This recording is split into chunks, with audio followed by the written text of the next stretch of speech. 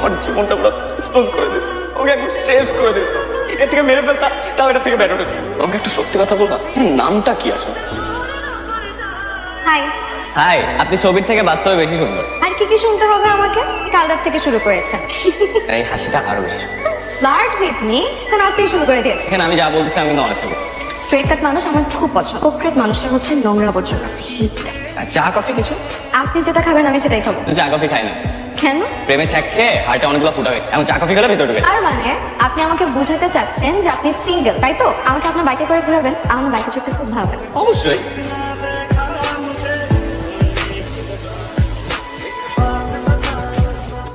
Hello ভাইয়া, আপনার সাথে একটা কথা বলার ছিল। ভাইয়া, একটা হেল্প করা যাবে? কি হেল্প?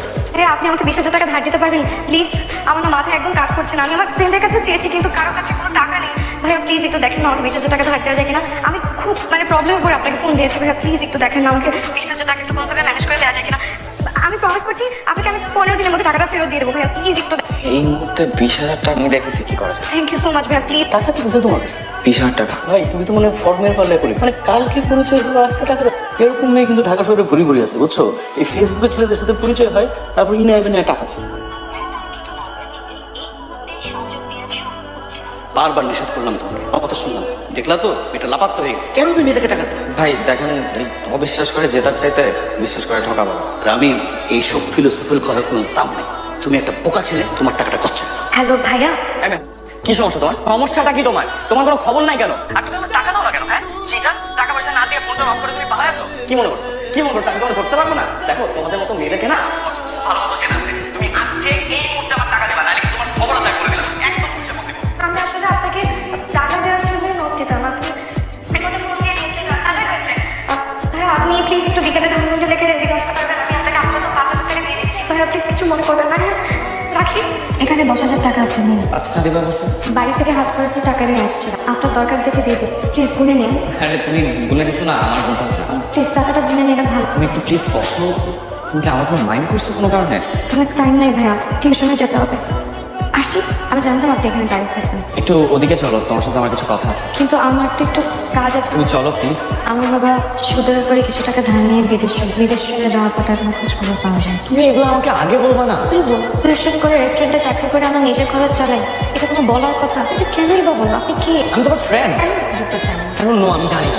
এতটুকু জানি যে এই কয়দিনে তোমাকে আমার অনেক ভালো লাগছে। বাসায়? তুমি এক্ষুনি আমার বাসায়, আমি তোমাকে অ্যাড্রেস করে দিচ্ছি, তুমি এক্ষুনি আমার বাসায়। কি? আরে এত মাথায় ওঠার কিছু নাই, না বাসায় নাই।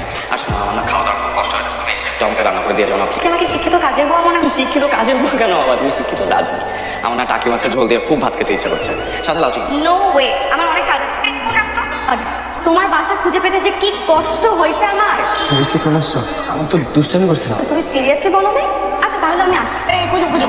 আর তোমার কাছে না কোনটা দুষ্টামি আর কোনটা সিরিয়াস আমি বুঝি না। বান্ধব চলো, বান্ধব চলো। আরে মাছ আসে না, বারো ঘন্টা তুমি পুরো এই সোফা নিচে লুকাও। আর তুমি এমন করছো কেন?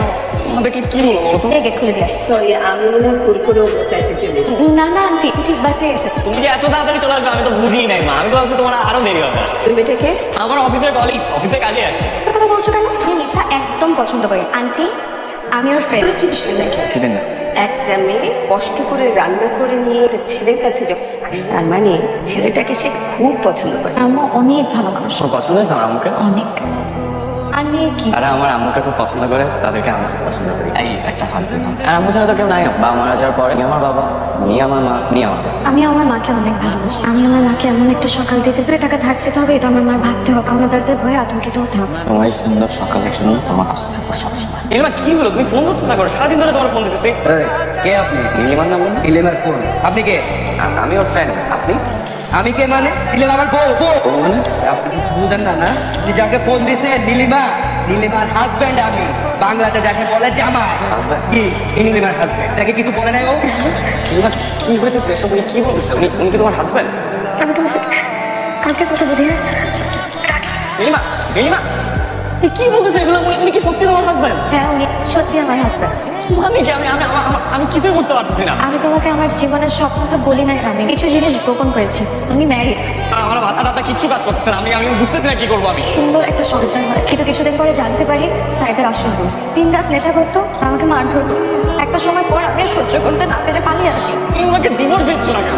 আমি চাইলে ওকে ডিভোর্স দিতে পারবো। ওর কাছে ইন্টিমেট ছবি আর ভিডিও আছে। আমি যখনই বলি যে আমি ওকে ডিভোর্স দিব, ও আমাকে ছেড়ে দিয়েছে, ছবিগুলো ভাইরাল করে দিব।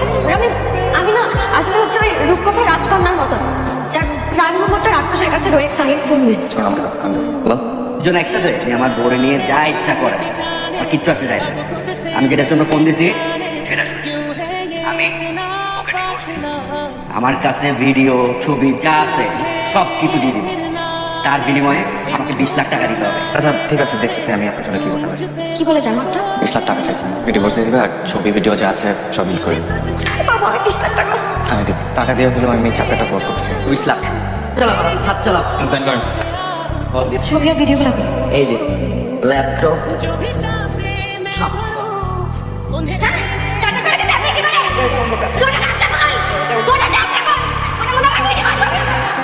আমি বলছি তো যে আমি বিক্রি করছি, সত্যি বলতেছি। জানি না, আমি জানি না কি করে বিক্রি করেছি।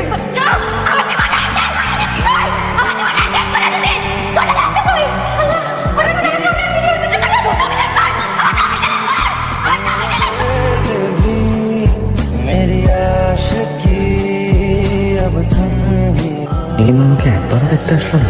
বলুন ডাক্তার। ডাক্তার বললো এখন অবস্থা অনেকটা ভালো, আমরা ইচ্ছা করলে ওকে বাসে নিয়ে যেতে পারি। তোমার কোনো খোঁজ পাইছে? না বাবা, কোনো খোঁজ পাইনি। আমি তো কত খোঁজ করলাম, মেয়েটাকে কোথাও পেলাম। এটা একেবারে হাওয়ার সাথে মিশে গেছে। কোথায় যে গেল মেয়েটা? আরে রাহুল সাহেব কেমন আছে? এই তো আছে। আরে বসেন। ডিআইজি স্যার তো আপনার ব্যাপারটা সবসময় আমাদেরকে জিজ্ঞেস করেন, আর আমরা গুরুত্ব সহকারে আপনার কেসটা দেখছি। আমরা আজকে একটা প্রতারক দম্পতিকে গ্রেফতার করেছি। আপনি একটু দেখে শোনাতে পারেন তো রাহুল সাহেব? এটা কি আপনার 20 লক্ষ টাকা হাতিয়ে নিয়েছে? খুব ভালো করে দেখুন। না আমি চিনি না। এরকম না? স্যার ম্যাম যাই আমার কাছে কাজ আছে। আচ্ছা বলো ওনাকে কেন ওদেরকে ধরিয়ে দিলেন? তোমার ভালোবাসাটা মিথ্যা হলেও নীলিমা, আমার ভালোবাসাটা সত্যি ছিল। তোমাকে একটা অনুরোধ করবো, হ্যাঁ তুমি এই যে মাফ করার প্রতিদান যদি তুমি আসলেই চাও, কোনোদিন কারোর সাথে এরকম কথা করো। ভালোবাসার নাম করে কারোর মন ভেঙো না, মনটা পুরো তছনছ করে দিয়েছে। তাও এটা থেকে বেটার হচ্ছে। এসব বলে তোমাকে কি লাভ? প্রেম একবারই আসছিল সে, আর কোনোদিন আসবো। তোমাকে একটা সত্যি কথা বলবা, আমার নামটা কি আসলে? मगर इस बार तुम ही आना।